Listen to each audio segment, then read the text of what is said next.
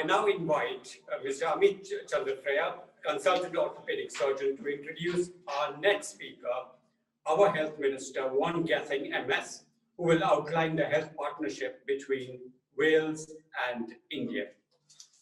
Mr. Chandrafreya. Thanks very much, Murli. It's a great pleasure to introduce the first speaker for the afternoon session. And I'm grateful for all of you who have stayed through your lunch break to join this session. The next speaker is Vaughan Gething, Health Minister of Wales. He was born in Zambia, but grew up in England and finished his studies in Wales. So he really has had a very diverse upbringing. And he has always been associated with Bapio and has always supported Bapio throughout Bapio Wales' tenure here in Wales. He's a British Labour and cooperative politician. He's a member of the Welsh government since 2011, and since 2016 has been the Cabinet Minister for Health and Social Services.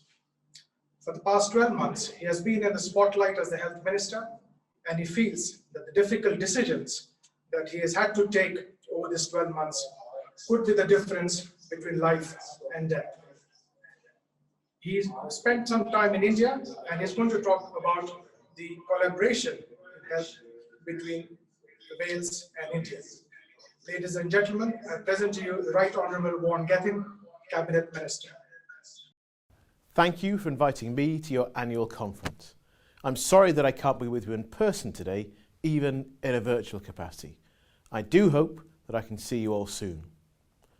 The last 9 to 10 months have been the most difficult and testing time for our health and social care system, and for our staff who work so hard in response to coronavirus.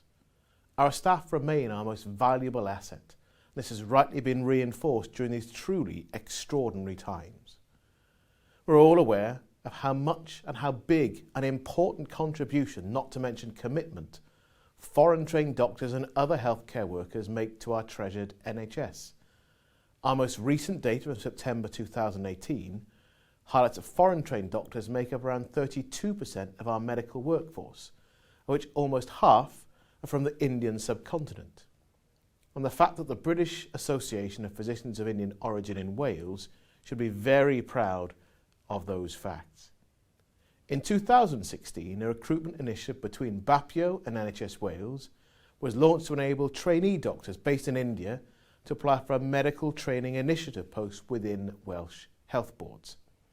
As you all know, the MTI is a national scheme designed to allow doctors to enter the UK from overseas for a maximum of 24 months so that they can benefit from training and development within our NHS before returning to their home country. A mutual benefit to both countries. I'd like to give thanks today to Bapio for establishing the relationships with medical institutions in New Delhi, Jaipur and more recently in Chennai, and for supporting the NHS Wales workforce team in the recruitment processes within India, both of which are helping to make this campaign a success. In 2019, I had the pleasure of undertaking a ministerial visit to India. The purpose was to reinforce the MTI scheme operated by Bapio. The visit also provided me with an opportunity to cement and build international relationships, to see firsthand the recruitment processes in place and to meet some of the candidates. Feedback following my visit showed the candidates were of a very high calibre.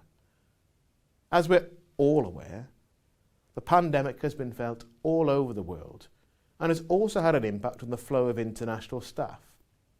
However, I am pleased to note that the total number of doctors recruited to our NHS between 2016 and 19 through the collaboration between Bapio and NHS Wales will be 110, a really important contribution to the medical workforce here in Wales.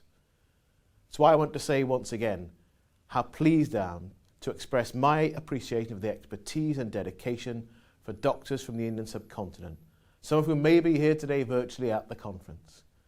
You provide not just vital clinical capability across our system to help keep our citizens healthy and impact positively also on the economic and social fabric of our country.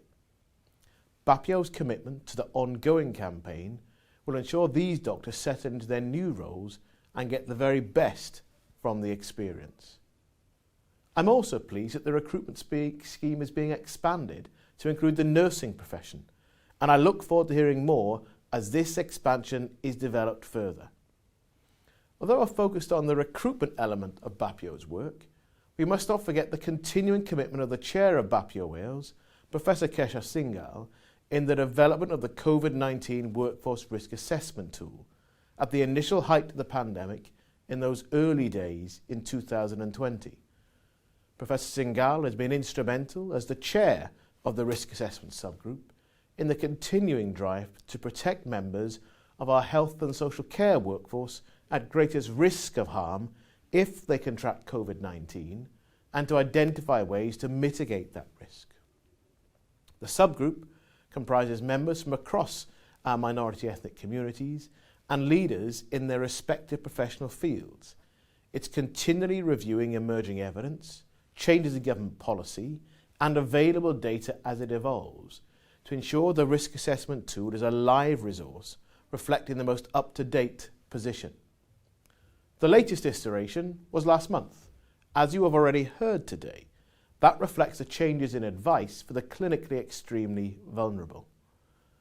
But of course our links with India are not limited to the contribution of medical staff. The economic relationship between Wales and India is going from strength to strength.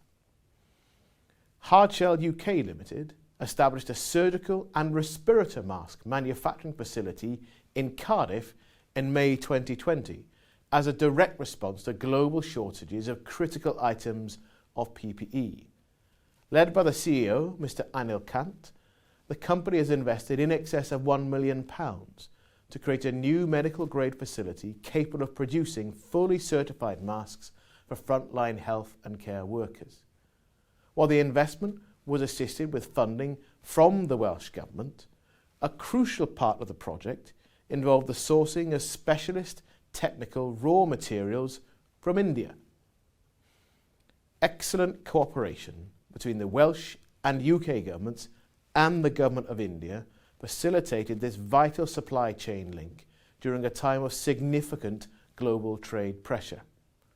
Hardshell is now part of an impressive list of firms who have responded positively to the First Minister's call for manufacturers to join their national effort to support health and care workers and to beat coronavirus. British technology and innovation is highly regarded and sought after in the Indian healthcare sector, with many UK businesses already enjoying visibility and success, from global pharmaceutical majors such as AstraZeneca and GSK, to small and medium-sized enterprises and micro, small and medium businesses, including Micropore Technologies and Malvern Panalytics. The most significant partnership in recent times is the partnership between AstraZeneca, Oxford and the Serum Institute of India to manufacture the COVID vaccine. The Serum Institute of India is now the world's largest vaccine manufacturer by the number of doses produced and sold globally. Our thoughts, of course, are with all those affected by last week's fire at the Serum Institute in Pune.